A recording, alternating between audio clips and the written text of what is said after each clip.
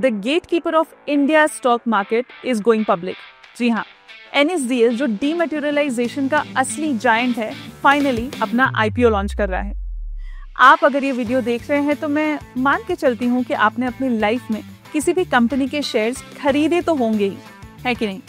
Well, chances है कि उन शेयर्स को NSDL ने आपके लिए संभाल के एकदम सेफ तरीके से रखे हैं।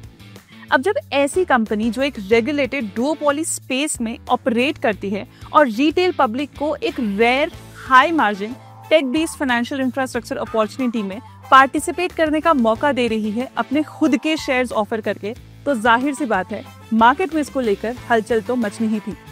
दोस्तों, 4012 करोड़ का ये मच अवेटेड IPO जो 100% ऑफर फॉर सेल है, 30 जुलाई 2025 को ओपन होगा ₹760 to 800 पर शेयर के प्राइस बैंड के साथ। और आज के हमारे इस IPO रिव्यू सीरीज का ये वीडियो इंडिया के कैपिटल मार्केट्स के एक पिलर के ऊपर होने जा रहा है। इससे इंटरेस्टिंग और क्या हो सकता है? इस सीरीज के थ्रू हम आपको हर बड़े IPO के पीछे की कहानी, उसका बिजनेस मॉडल, उसका फाइनेंशियल स्नैपशॉट, उसकी स्ट्रेंथ, रिस्क्स और वैल्यूएशंस को एकदम सिंपल शब्दों में समझाएंगे। तो चलिए शुरू करते हैं और समझते हैं NSDL के बारे में कि आखिर ये कंपनी कैसे बनी, हमारे वाइब्रेंट स्टॉक मार्केट का बैकबोन। हर साल एक कहानी जरूर वायरल होती है।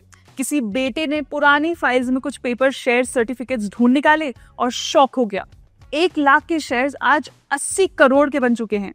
लेकिन सोचो, अगर ये सर्टिफिकेट्स कभी मिलते ही नहीं, मार्केट के रिकॉर्ड्स में ये पैसा कभी अपडेट ही ना होता। इसी प्रॉब्लम को परमानेंटली सॉल्व करने के लिए NSDL बना। 1996 में IDBI, NSE और HDFC बैंक के सपोर्ट से लॉन्च हुआ NSDL, इंडिया का पहला सिक्योरिटीज डिपॉजिटरी और आज दुनिया के लार्जेस्ट डिपॉजिटरीज में से एक। NSDL का काम शेयर्स और फाइनेंशियल सिक्योरिटीज को डिजिटली स्टोर करना बिना कागज के झंझट के। मान लीजिए ये एक वॉल्ट है जहां तुम्हारे shares, bonds, mutual funds, REITs, SGBs, even municipal debt तक सेफ हैं। समझो NSDL एक डिजिटल बैंक है, लेकिन पैसा नहीं, तुम्हारे इन्वेस्टमेंट्स रखता है। लेकिन NSDL डायरेक्टली पब्लिक से डील नहीं करता, इसलिए एंटर होता है डिपॉजिटरी पार्टिसिपेंट यानी DP। सोचो, NSDL एक हेड ऑफिस है, लेकिन अकाउंट खोलने के लिए आपको ब्रांच जाना पड़ता है। वो ब्रांच होती है आपकी बैंक या ब्रोकर, जैसे angel one, HDFC securities, ICICI direct. आप जो डीमैट अकाउंट खोलते हो वो DP के थ्रू NSDL के सिस्टम से लिंक होता है। आप शेयर्स बाय सेल करते हो, NSDL उसका डिजिटल रिकॉर्ड रखता है, अलॉटमेंट से लेकर ओनरशिप ट्रांसफर तक। यही नहीं, NSDL हैंडल करता है dematerialisation, trade settlement, share pledge, off market transfers और डिविडेंड या बोनस जैसे कॉर्पोरेट एक्शंस भी। ऊपर से ई-वोटिंग और कंसोलिडेटेड अकाउंट स्टेटमेंट जैसे वैल्यू एडेड सर्विसेज भी प्रोवाइड करता है। आज के सीमलेस स्टॉक मार्केट एक्सपीरियंस के पीछे जो इनविजिबल इंजन है वो हमारी डिपॉजिटरीज है और उसमें NSDL एक की रोल प्ले करता है। मार्केट इंफ्रास्ट्रक्चर बनाने से लेकर नए डिजिटल प्रोडक्ट्स डेवलप करने तक NSDL हर जगह सेंट्रल रोल में है। इस पॉइंट को सब्सटैंशिएट करने के लिए मैं आपको कुछ फैक्ट्स बताती हूँ। मार्च 2025 तक 4 करोड़ डीमैट अकाउंट्स और 51 lakh crore worth securities NSDL के वॉल्ट में स्टोर है। और दूसरा ये कि NSDL कोई छोटा प्लेयर नहीं है। पूरे मार्केट का close to 85% of total securities in terms of numbers and values का शेयर उसके पास है। सो अगर तुम स्टॉक मार्केट का नाम लेते हो तो NSDL का रोल उसके DNA के बराबर है। चलिए अब समझते हैं NSDL का बिजनेस मॉडल। काफी स्ट्रेट फॉरवर्ड है, लेकिन स्केल और ट्रस्ट के दम पर काफी पावरफुल भी। NSDL अपनी कोर डिपॉजिटरी सर्विसेज से रिकरिंग इनकम कमाता है। सबसे पहले आता है कस्टडी फीस। इसका मतलब जब कोई कंपनी या इंस्टीट्यूशन शेयर्स या बॉन्ड्स इशू करती है, NSDL उनसे कस्टडी फीस चार्ज करता है, बेसिकली उनके सिक्योरिटीज को सेफ कस्टडी में रखने का चार्ज। दूसरा है रेवेन्यू सोर्स, मतलब एनुअल मेंटेनेंस फीस। ये NSDL अपने डिपॉजिटरी पार्टिसिपेंट से चार्ज करता है उन कॉर्पोरेट अकाउंट्स के लिए जो इनके प्लेटफॉर्म पर ऑपरेट होते हैं। हर अकाउंट के लिए एक फिक्स चार्ज होता है, लेकिन प्रो राटा बेसिस पर, यानी अकाउंट कब खोला गया है उसके हिसाब से कैलकुलेट होता है। तीसरा रेवेन्यू स्ट्रीम है ट्रांजैक्शन फीस। हर ट्रांजैक्शन के लिए NSDL DPs और इशुअर से एक फी चार्ज करता है। साथ ही वो उन इशुअर्स के थ्रू ई-वोटिंग फीस लेवाई करती है। तो जितने ज्यादा अकाउंट्स, जितनी ज्यादा ट्रांजैक्शंस, उतनी ज्यादा प्रेडिक्टेबल रेवेन्यू। लेकिन NSDL का काम सिर्फ डीमैट अकाउंट्स तक लिमिटेड नहीं है। अपने टेक इंफ्रास्ट्रक्चर के दम पे NSDL ने काफी सारे वैल्यू एडेड सर्विसेज लॉन्च किए हैं जो उनके 2 की सब्सिडरीज के थ्रू आती हैं। पहला है NDML यानी NSDL डेटाबेस मैनेजमेंट लिमिटेड। ये KYC, ई-वोटिंग, कंप्लायंस और डिजिटल रिकॉर्ड सर्विसेज हैंडल करता है। FY25 में NSDL के टोटल रेवेन्यू के करीब 6% यहीं से आया। दूसरा और सबसे इंटरेस्टिंग सब्सिडरी है NPBL यानी NSDL पेमेंट्स बैंक लिमिटेड। ये अक्टूबर 2018 में लॉन्च हुई थी और FY25 में NSDL के कंसोलिडेटेड रेवेन्यू का 51% इसकी एक बिजनेस से आया था। NPBL का फोकस है फाइनेंशियल इंक्लूजन यानी उन लोगों तक डिजिटल बैंकिंग पहुंचाना जो रिमोट एरियाज में है, जिनके पास एक्सेस नहीं है मेन स्ट्रीम बैंकिंग का। ये B2B2C मॉडल पे काम करता है, बिजनेस के थ्रू एंड कस्टमर्स तक रीच करता है। इसके ऑफरिंग्स में आते हैं domestic money transfers, savings account, micro ATMs, Aadhaar enabled payment systems, prepaid cards, UPI, POS terminals और थर्ड पार्टी प्रोडक्ट्स जैसे इंश्योरेंस और म्यूचुअल फंड्स। यानी NSDL अब सिर्फ एक डिपॉजिटरी नहीं बल्कि एक full stack financial infra platform बन चुका है। और अगर एक वर्ड में NSDL को डिफाइन करना है तो वो है स्केल। मार्च 2025 तक NSDL के पास 3.94 करोड़ एक्टिव डीमैट अकाउंट्स हैं जो 294 डिपॉजिटरी पार्टिसिपेंट्स के थ्रू ऑपरेट हो रहे हैं। इंडिया के 99.34% पिन कोड्स में NSDL के अकाउंट होल्डर्स हैं और 194 कंट्रीज में प्रेजेंस है। और एक इंटरेस्टिंग चीज, FY25 के दौरान रोजाना एवरेज 15,320 नए डीमैट अकाउंट्स ओपन हुए। एक साल में 33,758 नए इशुअर्स रजिस्टर हुए और टोटल इशुअर्स की संख्या 46,000 से बढ़कर 79,773 हो गई। है ना इंटरेस्टिंग? लेकिन उससे भी इंटरेस्टिंग इनसाइट NSDL के मार्केट डोमिनेंस से आता है। फॉरेन पोर्टफोलियो इन्वेस्टर्स के लगभग सारे सिक्योरिटीज, इक्विटी, डेट और दूसरे फाइनेंशियल इंस्ट्रूमेंट्स NSDL के पास कस्टडी में है। NRI एसेट्स में NSDL का शेयर 85% से भी ज्यादा है, 4.7 लाख करोड़। और इंडिविजुअल NRI और HUF अकाउंट्स मिलाकर NSDL के पास 70.17 लाख करोड़ के कस्टडी एसेट्स हैं, जो मार्केट का लगभग 68% है। और अगर डीमैटेरियलाइज्ड डेट सिक्योरिटीज की बात करें तो NSDL का मार्केट शेयर ऑलमोस्ट 97% है।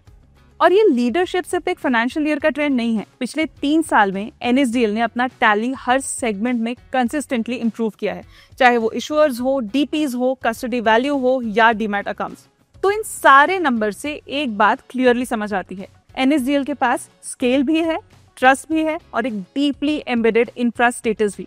लेकिन क्या ये डोमिनेंस सस्टेन हो पाएगी? वो समझने के लिए हमें देखना होगा इंडस्ट्री का लैंडस्केप कैसा है और आगे की ग्रोथ अपॉर्चुनिटी कितनी बड़ी है। चलिए अब उस एंगल को एक्सप्लोर करते हैं। FY25 स्टॉक मार्केट्स के लिए एक रिकॉर्ड ब्रेकिंग साल रहा। इंडिया की total market capitalization rupees 410.9 lakh crore तक पहुंच गई और पिछले 5 साल में मार्केट ने 30% एनुअलाइज ग्रोथ डिलीवर किया है। भाई बुल रन का इम्पैक्ट तो क्लियरली विजिबल है। इसी बुल रन के पैरेलल भारत में डीमैट अकाउंट्स का भी एक्सप्लोजन हुआ है। 2014 से 2025 तक डीमैट अकाउंट्स 21.94% CAGR से ग्रो हुए हैं और आज 19.24 करोड़ डीमैट अकाउंट्स एक्टिव हैं। यानी रिटेल भारत अब कैपिटल मार्केट्स को सिर्फ न्यूज में नहीं देख रहा, एक्टिवली पार्टिसिपेट कर रहा है। लेकिन ये सब एक स्ट्रक्चरल रीजन की वजह से पॉसिबल हुआ है। डिस्काउंट ब्रोकर्स का massive rise, angel one, Zerodha, grow, Upstox जैसे फिनटेक लेड ब्रोकर्स ने रिटेल पार्टिसिपेशन को डेमोक्रेटाइज कर दिया है। Easy onboarding, low cost, full digital experience, इन्होंने एक नए इन्वेस्टर क्लास को ऑनबोर्ड किया है। आज एस्टिमेट है कि FY26 तक 70 to 72% एक्टिव ट्रेडिंग अकाउंट्स इन्हीं ब्रोकर्स के पास होंगे। FY19 से लेकर अब तक systematic investment plan SIP contributions लगभग 21% के रेट से ग्रो हुए हैं, जो दिखाता है कि लोग लॉन्ग टर्म वेल्थ क्रिएशन के लिए मार्केट्स को ज्यादा प्रेफर कर रहे हैं। अगर UPI का इम्पैक्ट भी ऐड करें तो इन दोनों के द्वारा लाया गया डिसरप्शन का एक रिपल इफेक्ट डिपॉजिटरीज पे भी पड़ा है। पर हिस्ट्री में झांके तो इंडिया का डिपॉजिटरी सिस्टम जो इस स्टेज पर है, उसे यहाँ तक आने में काफी इवॉल्व होना पड़ा। सिग्नेचर मिसमैचेस ट्रेडिंग एक हेडेक थी। NSDL और CDSL के आने से डीमैट अकाउंट ने पूरी मार्केट को डिजिटाइज करके प्रेजेंटली T+1 और T+0 सेटलमेंट तक ले आए। मतलब T+14 से T+0 तक आ गए हैं हम। अगर हम NSDL और CDSL के मॉडल्स की बात कर ही रहे हैं तो दोनों ही कंपनी ऑब्वियसली काफी सिमिलर है। दोनों ही सिक्योरिटीज को डिजिटल फॉर्मेट में सेफ रखते हैं, लेकिन उनका बिजनेस मॉडल, मार्केट रीच और क्लाइंट बेस फंडामेंटली बहुत अलग है। NSDL को 1996 में NSE, IDBI जैसे बड़े इंस्टीट्यूशन ने बनाया था, तो नेचुरली इसका फोकस हमेशा से लार्ज कॉर्पोरेट्स और इंस्टीट्यूशनल इन्वेस्टर्स पर रहा है। आज भी NSDL के DPs में मेजरली बड़े बैंक्स और फाइनेंशियल इंस्टीट्यूशंस डोमिनेट करते हैं। वहीं CDSL 1999 में BSE के इनिशिएटिव पर आया और इसने अपना मॉडल रिटेल इन्वेस्टर्स और डिस्काउंट ब्रोकर्स के लिए टेलर किया। Angel one, Zerodha, grow, Upstox जैसे फिनटेक्स मोस्टली CDSL के साथ इंटीग्रेटेड हैं, क्योंकि CDSL के चार्जेस और कंप्लायंस नॉर्म्स NSDL के कंपैरिजन में ज्यादा कॉस्ट एफिशिएंट है। सिंपल शब्दों में आप NSDL को मान सकते हो एक प्रीमियम इंस्टीट्यूशन हेवी प्लेटफॉर्म और CDSL एक volume driven retail focus player. और इसी डिफरेंस इन बिजनेस मॉडल और टारगेट ऑडियंस का इम्पैक्ट क्लियरली दिखता है ग्रोथ डेटा में। 2017 से 2025 तक NSDL के इशुअर्स 17,835 से 79,773 तक बढ़े, मतलब 20.6% CAGR। CDSL के इशुअर्स सेम पीरियड में 9,887 से 35,922 तक बढ़े, 17.5% CAGR। वैसे देखा जाए तो क्वांटिटी और वैल्यू ऑफ सिक्योरिटीज दोनों में NSDL लीड करता है। हालांकि जैसे हमने बताया, राइज ऑफ डिस्काउंट ब्रोकर्स एक बड़ा रोल प्ले कर रहा है CDSL के बिजनेस में, जहां वो year on year new investors accounts को अग्रेसिवली ऐड करते जा रहा है। वहीं NSDL इस रेस में पीछे ही होता जा रहा है। पर NSDL के पास एक एडवांटेज है, नॉन रिटेल क्लाइंट्स। जी हाँ, इंस्टीट्यूशंस, कॉर्पोरेट्स, फॉरेन इन्वेस्टर्स, इनके पोर्टफोलियोज बड़े होते हैं, रिस्क टेकिंग कैपेसिटीज हाई होती है और डाउन टर्न्स में भी ये स्टेबल रिटर्न बेस बनाए रखते हैं। और तो और बॉन्ड मार्केट, अनलिस्टेड स्पेस, यहाँ पर NSDL का डोमिनेंस क्लियरली दिखता है। अब इंडस्ट्री ट्रेंड्स और कॉम्पिटिटिव इंटेंसिटी समझ ली है, तो आइए अब देखते हैं इसका इम्पैक्ट NSDL के फाइनेंशियल स्टेटमेंट्स पर कैसा पड़ रहा है। आखिरकार एज इन्वेस्टर्स यही तो हमारा ब्रेड एंड बटर है। सबसे पहले बात करते हैं रेवेन्यू की। FY25 में NSDL का टोटल रेवेन्यू 1,535 करोड़ रहा, जो FY24 के 1,366 करोड़ से 12.4% ज्यादा था। मतलब ये बिजनेस कंफर्टेबली और स्टेबिलिटी के साथ डबल डिजिट ग्रोथ ट्रेजेक्टरी पर स्मूथली चल रहा है। इसका एबिटा भी काफी स्ट्रॉन्ग रहा, FY24 के 381 करोड़ से जंप करके 490 करोड़ तक पहुंच गया। एबिटा मार्जिन भी इंप्रूव होकर 25% के आसपास हो गया है, जो दिखाता है कि कंपनी की ऑपरेशनल एफिशिएंसी और स्केल दोनों इंप्रूव हो रहे हैं। CSDL के कंपैरिजन में ये रिलेटिवली कम है, एज जैसे कि हमने आपको बताया NSDL का डिपॉजिटरी सर्विसेज से केवल 43.5% आता है और दूसरी तरफ CSDL का ऑलमोस्ट 75% डिपॉजिटरी सर्विसेज से आता है। गिवन दैट उनका लगभग 57% रेवेन्यू लो मार्जिन NTBL और NDML से आता है, ये कंसोलिडेटेड लेवल पर उनके मार्जिन को कंप्रेस कर देता है। नेट प्रॉफिट मतलब पैट का नंबर और भी इंप्रेसिव है, FY24 के 275 करोड़ से बढ़कर 343 करोड़ तक, लगभग 24.7% ग्रोथ। नेट प्रॉफिट मार्जिन भी 20% से ऊपर चला गया है, जो एक हेल्दी प्रॉफिटेबिलिटी और कॉम्पिटिटिव एडवांटेज की ओर सिग्नल करता है। अब बैलेंस शीट की बात करें तो NSDL एक एसेट लाइट और लो डेट मॉडल पर चलती है, कोई मेजर लॉन्ग टर्म डेट नहीं है। वर्किंग कैपिटल रिक्वायरमेंट भी लिमिटेड है, क्योंकि ये एक फी बेस्ड कैश रिच बिजनेस है, जहां रेगुलर इशूअर और DP पेमेंट से पैसा आते रहता है। कैश फ्लो फ्रॉम ऑपरेशंस भी स्ट्रॉन्ग है। FY24 में ही कंपनी ने 1000 करोड़ से ज्यादा कैश जनरेट किया, जो डिविडेंड पे आउट्स और डिजिटल इंफ्रास्ट्रक्चर में री इन्वेस्ट होने के काम आता है। कैपेक्स का focus primary technology upgrades, cyber security और कंप्लायंस पर है। कंपनी के हाई ऑपरेटिंग लेवरेज की वजह से फ्री कैश फ्लो पर कोई मेजर प्रेशर नहीं पड़ता और जो भी कैपेक्स होता है वो अपने इंटरनल एक्रूवल से फंड होता है। ये सारे फैक्टर्स मिलकर NSDL को एक high margin cash generating machine बना देते हैं, जो उन्हें IPO के लिए एक अट्रैक्टिव प्रपोजिशन की तरह प्रेजेंट करता है। लास्टली इसका रिफ्लेक्शन हमें उनके रिटर्न रेशियोज में भी देखने को मिलता है, जहां कंपनी का रिटर्न ऑन इक्विटी FY24 में एक ब्रीफ ब्लिप के बाद रिकवर होके 17.11% तक आ गया है, जो कि काफी हेल्दी है। बट क्या ये सस्टेनेबल है लॉन्ग टर्म में, और नेक्स्ट लीवर ऑफ ग्रोथ कहां से आएगा? वेल, आइए जानते हैं NSDL की कुछ स्ट्रेंथ्स एंड ग्रोथ ड्राइवर्स। सबसे पहला स्ट्रेंथ ये है कि NSDL इंडिया का लीडिंग डिपॉजिटरी है इंस्टीट्यूशंस के लिए। मार्च 2025 तक ये सबसे ज्यादा इशुअर्स, एक्टिव इंस्ट्रूमेंट्स और एसेट्स अंडर कस्टडी हैंडल कर रहा है और 65,000 से ज्यादा DP सर्विस सेंटर्स के नेटवर्क के थ्रू हर कोने तक पहुंच बनाए हुए हैं। दूसरा, NSDL का रेवेन्यू हाई विजिबिलिटी और रेकरिंग है। कस्टडी फीस और पार्टिसिपेंट फीस मार्केट साइकिल से लार्जली इंडिपेंडेंट है और FY25 में 2613 करोड़ रेकरिंग रेवेन्यू सिर्फ कोर डिपॉजिटरी बिजनेस से आया, मतलब टोटल रेकरिंग रेवेन्यू का 87%। Strength, sticky business model. तीसरा, स्विचिंग कॉस्ट बहुत हाई है। एक बार कोई इंस्टीट्यूशन NSDL के इकोसिस्टम में आ गया तो माइग्रेट करना कॉस्टली और टाइम कंज्यूमिंग है। साथ ही ट्रांजैक्शन वॉल्यूम्स बढ़ने पर मार्जिन्स प्रोपोर्शनेट कॉस्ट से ज्यादा इंप्रूव होते हैं, thanks to strong operating leverage. और ग्रोथ ड्राइवर्स, पहली बात, इंडिया में डीमैट पेनिट्रेशन अभी सिर्फ 13% है। FY14 के 2.1 करोड़ अकाउंट से बढ़कर FY25 में 19.2 करोड़ तक का जंप हुआ है। लेकिन हाँ, ये बात तो क्लियर है कि स्कोप अभी भी बहुत ज्यादा है। सेकेंडली, कंपनीज का ट्रस्ट। FY17 में जहां 17,800 इशुअर्स थे, आज 79,000 प्लस हो गए हैं। NSDL ने इंस्टीट्यूशनल सेगमेंट में तेजी से एक्सपेंशन किया है। भाई, टेक्नोलॉजी पर भी फुल फोकस है। DPs को API स्टैक्स, सिक्योर इंफ्रास्ट्रक्चर और ट्रेनिंग प्रोग्राम्स दिए जा रहे हैं ताकि उनका बिजनेस ग्रो हो और NSDL का फुटप्रिंट और मजबूत हो। अब Tier 3-4 सिटीज में अग्रेसिव एक्सपेंशन हो रहा है, जहां नए रिटेल बेस इमर्ज हो रहे हैं। फाइनली, NSDL अपने सब्सिडरीज के थ्रू डाइवर्सिफाई कर रहा है। NDML ई गवर्नेंस और SEZ प्रोजेक्ट्स हैंडल करता है और NSDL payments bank digital inclusion solutions जैसे AEPS, UPI और इंश्योरेंस डिस्ट्रीब्यूशंस प्रोवाइड करता है। सिंपली पुट, NSDL एक टेक पावर्ड फाइनेंशियल बैकबोन है जो स्केल, स्टेबिलिटी और स्टिकी क्लाइंट रिलेशनशिप्स पे बिल्ड है। वो तैयार है इंडिया के डिजिटल फाइनेंस रेवोल्यूशन का नेक्स्ट फेज लीड करने के लिए। लेकिन जब हम इन्वेस्ट करते हैं तो हमें स्ट्रेंथ्स पर जितना फोकस करना है, उससे ज्यादा रिस्क्स और चैलेंजेस पर भी करना है, करेक्ट? NSDL का पूरा बिजनेस टेक्नोलॉजी पर डिपेंडेंट है। अगर एक दिन के लिए भी IT सिस्टम्स डाउन हुए, चाहे ग्लिच हो या साइबर अटैक, तो ट्रेड सेटलमेंट, शेयर ट्रांसफर्स सब रुक जाएगा, इन्वेस्टर ट्रस्ट हिलेगा और रेगुलेटरी पेनल्टीज भी अलग लग सकती हैं।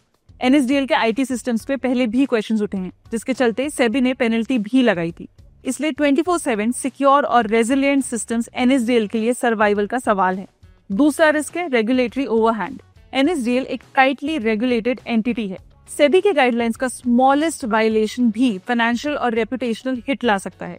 पहले भी NSDL को नॉन कंप्लायंस पे वार्निंग लेटर्स मिल चुके हैं। साथ ही लीगल रिस्क्स भी हैं। टैक्स और क्रिमिनल लिटिगेशंस पेंडिंग हैं, जिनका नेगेटिव जजमेंट प्रॉफिटेबिलिटी और इमेज दोनों को हर्ट कर सकता है। साथ ही NSDL के सामने एक और चैलेंज भी है। रिटेल सेगमेंट में NSDL की ग्रोथ सिग्निफिकेंटली पीछे रह गई है। FY25 में CDSL ने 3.8 करोड़ न्यू अकाउंट्स ऐड किए, NSDL ने सिर्फ 37 लाख, क्योंकि फिनटेक ब्रोकर्स ने लार्जली CDSL को प्रेफर किया है। NSDL इस सेगमेंट में मार्केट शेयर हार रहा है। एक और कंसर्न है, NSDL का 30% के आसपास ऑपरेटिंग रेवेन्यू ट्रांजैक्शन फीस से आता है। मार्केट स्लो हुआ, ट्रेडिंग एक्टिविटी गिरी, तो ये रेवेन्यू लाइन सबसे पहले इंपैक्ट होगा। बिजनेस सिक्लिकल सेंसिटिविटी से इंसुलेटेड नहीं है। Lastly, subsidiary NPPL payments bank भी कंपनी के बिजनेस पर ड्रैग बन सकता है। FY25 में 720 करोड़ रेवेन्यू के बावजूद सिर्फ 3.6 करोड़ का operating profit, cost to income ratio 99% के आसपास और इंडस्ट्री वाइड परफॉर्मेंस भी वीक है। अगर ये ड्रैग करता रहा तो कोर बिजनेस के मार्जिन्स भी स्क्वीज होंगे। दोस्तों, NSDL ने अपना IPO का प्राइस बैंड 760 से 800 पर शेयर रखा है, जो इन्वेस्टर्स के लिए एक सरप्राइज मूव था। पर क्यों? क्योंकि just like HDB financial services, NSDL का ये प्राइस बैंड अनलिस्टेड मार्केट के लास्ट वैल्यूएशन से लगभग 22% डिस्काउंट पर है।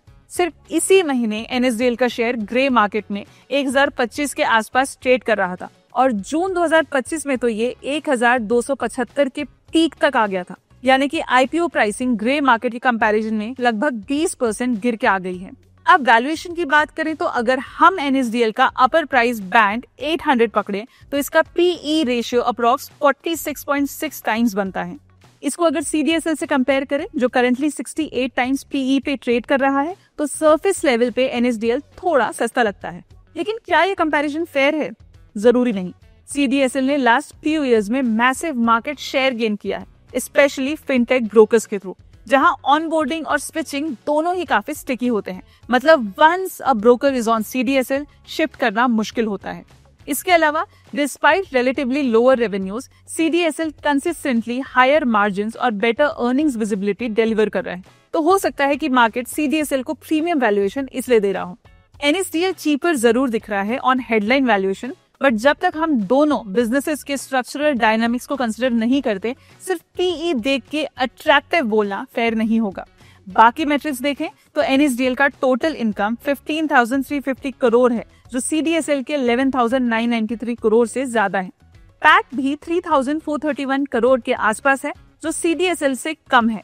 पर NSDL का return on net worth 17.1% healthy है, बस CDSL के 29.9% से लोअर।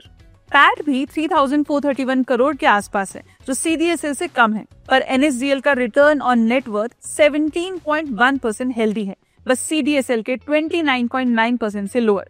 अब एक इंटरेस्टिंग पॉइंट पर बात करते हैं, क्यों CDSL का प्रॉफिट मार्जिन NSDL से ज्यादा है। रीजन ये है कि CDSL का बिजनेस मॉडल थोड़ा ज्यादा रिटेल डिपॉजिटरी हैवी है, मतलब उनका ज्यादा revenue directly retail demat account opening और मेंटेनेंस फीस से आता है, जो रेकरिंग नेचर का है और वॉल्यूम ड्रिवन है। रिटेल क्लाइंट्स के ज्यादा होने की वजह से उनका ट्रांजैक्शन बेस्ड इनकम स्टेडी रहता है, जो मार्जिन को पुश करता है। वहीं NSDL का फोकस इंस्टीट्यूशनल क्लाइंट्स पर ज्यादा है, जो स्टेबिलिटी लाता है, पर उनकी margin profile retail driven spike के कंपैरिजन में थोड़ी लोअर होती है। लेकिन जब कंसोलिडेटेड लेवल पर कंपेयर करते हैं तो NSDL अपनी सब्सिडरीज के थ्रू डाइवर्सिफाइड सर्विसेज प्रोवाइड करता है, जैसे e governance projects, SEZ automation, digital payments, Aadhaar enabled payment services etcetera. ये सब NSDL के टोटल रेवेन्यू बेस को ब्रॉडन कर देता है, लेकिन ये बिजनेसेस इनहेरेंटली लोअर मार्जिन होते हैं। इसीलिए NSDL का कंसोलिडेटेड मार्जिन CDSL के कंपैरिजन में थोड़ा कंप्रेस्ड लगता है, even though top line growth ज्यादा है। यानी कि NSDL टॉप लाइन में स्ट्रॉन्ग है, लेकिन प्रॉफिट मार्जिन्स और RONW थोड़ा CDSL से पीछे है। लगता है कि NSDL रिटेल इन्वेस्टर्स के लिए कुछ वैल्यू टेबल पर रखना चाहता है। पर क्या आपको इस IPO को सब्सक्राइब करना चाहिए? पर पहले जानते हैं इस मच अवेटेड IPO के रिलेटेड कुछ इंपॉर्टेंट इन्फॉर्मेशन। दोस्तों, NSDL का IPO 30 जुलाई को खुलेगा और 1 अगस्त 2025 को बंद होगा। और जैसा कि बताया, प्राइस बैंड 760 से 800 पर शेयर रखा गया है। IPO का बेसिस ऑफ अलॉटमेंट 4 अगस्त को फाइनलाइज होगा और शेयर्स की टेंटेटिव लिस्टिंग 6 अगस्त को BSE पर होगी। ये एक 100% ऑफर फॉर सेल इशू है, जिसके थ्रू कंपनी 4011 करोड़ रेज करेगी। यानी यहाँ कोई फ्रेश इशू कंपोनेंट नहीं है, सिर्फ एग्जिस्टिंग शेयर होल्डर्स अपना स्टेक बेच रहे हैं। दिलचस्पी की बात यह है कि यहाँ पर 2 रुपए पर ली गई बेट अब 800 पर बेची जा रही है। NSDL का 4000 करोड़ का IPO अपनी अर्ली इन्वेस्टर्स जैसे SBI, IDBI बैंक और NSE को जबरदस्त विनर्स बना रहा है।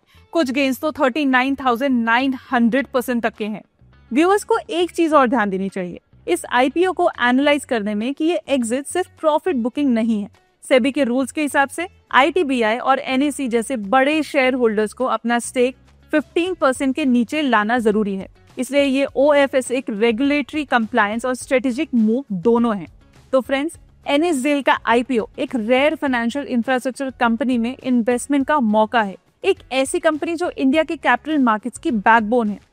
हाँ, ये 100% OFS है, पर वैल्यूएशन और बिजनेस फंडामेंटल्स को देखते हुए ये एक IPO है जो डेफिनेटली क्लोजली ट्रैक करना चाहिए। ये हमारी IPO रिव्यू सीरीज की पहली वीडियो थी। अगर आपको ये एनालिसिस पसंद आया हो तो लाइक, शेयर और सब्सक्राइब जरूर करें। आपका ओपिनियन क्या है? क्या आप NSDL IPO में अप्लाई करोगे या आपको CDSL का बिजनेस ज्यादा बेटर लगता है? कमेंट्स में बताना ना भूलें। Investments in securities market are subject to market risks. Read all the related documents carefully before investing.